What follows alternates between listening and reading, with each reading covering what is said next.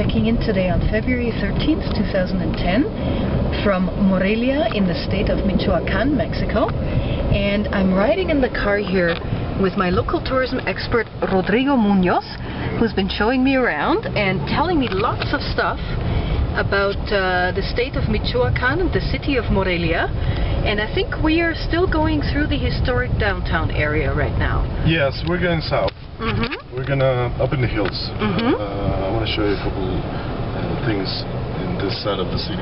This right side we have the municipal building. Okay. Most of the times municipal building is in the main square, but not in Morelia.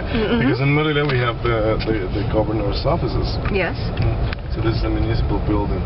And the farthest we go, the southern we get, we're leaving the historic center behind. All these houses were built mostly at the end of the 19th century, beginning of the 20th century. Around here? Okay. Around the main constructions. The center. Because Morelia in the beginning of the 19th century was mostly agricultural town. There were many haciendas around, and so the people used to live in little wood houses. Okay. So the rich people, they used to live center, and the poor people used to live outside, the outskirts. And you were telling me that actually in the last 25 years, since 1985, Morelia has grown in population by incredible amounts, from about 250,000 people to about 1.5 million or something like that? That happens because, for several reasons, but the main reason happened in 1985, precisely because there was a big earthquake in Mexico City. An 8.2 Richter scale. That's a huge earth. That's bigger than Haiti right now. Yeah, Haiti was 7.9. 7.9. Yeah. Something like that. And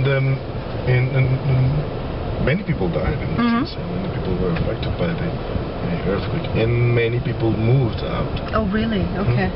From Mexico City into the nearest cities around, like Cuernavaca, Pachuca, Querétaro, Morelia, Puebla. And so the population of the city started growing. So that was the reason why there was a big influx. In Mexico City used to be the main commercial center. Many people moved from the States into Mexico City because it was a big city with big job opportunities and but not today. Today is different. Morelia, you can find in Morelia and Guadalajara and all these capital cities in the States, you can find very good job opportunities. Okay. So Mexico City is not the commercial center. The commercial center, the business center in London. It's the most important, but it's not the only one. But I would imagine that also probably if you compare life here, because you yourself used to grow up and used to live in Mexico City, the quality of life in a smaller city is probably better, I would imagine. Much better. Yeah. Much better. What's the main difference? The main difference is, I would say, it's quality of life. Talking about quality of life, I would say less traffic.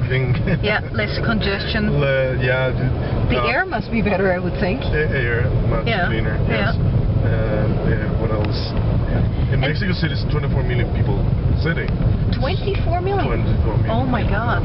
So is it still the largest city in the world? It's actually is the largest in extension. In extension, yeah. Because it's huge. But the largest city in the world in population is Shanghai. Mexico City is probably the fourth. The fourth now.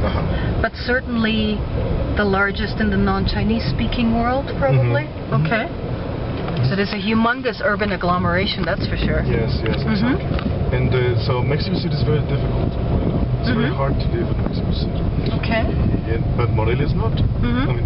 I mean, the most in a very busy day with lots of traffic, you go from one side, from the south side of the city to the north side of the city in 30 minutes. 40 minutes. Yeah. So that's nothing compared with Mexico City. And from Mexico City, there's people that drive 3 hours from their homes Oh to their gosh, offices. that's So insane. Yeah. crazy, exactly. You spend half of your life in the car. Exactly. And yeah, this is the zoo. Oh, that's the zoo right here. Here on the left is the zoo. I've actually been noticing as we're driving through here, there's a fair bit of greenery. Yes. Which is not always the case in Mexican cities. I noticed in Guadalajara, it's not quite as green in many areas as it is here. It's different. Guadalajara is actually sub-desert, sub-desertical area. Desert climate, exactly. But Michoacan is different because we have a lot of mountains, so there are a lot of trees around. Now, were you mentioning that there is a river running through the town, or water there are close actually by? two rivers, El Rio Grande and El Rio Mincita. And actually, Rio Mincita, we just passed it. I'm sorry.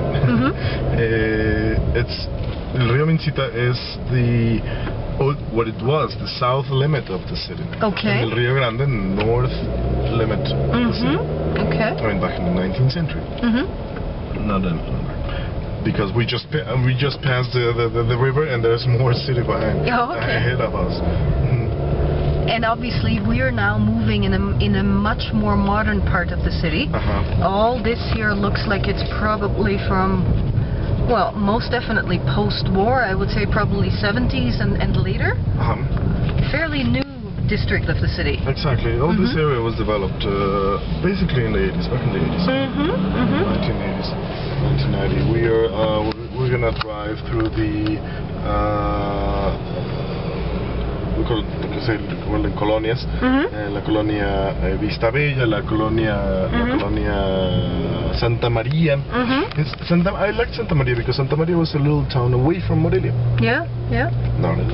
Yeah, it's part of Morelia now. It's part of Morelia already. There we go. But once you are in Santa Maria, you feel that like if you drove for hours and finally you arrived into Santa Maria. That's right. It's very nice. I look forward to seeing that.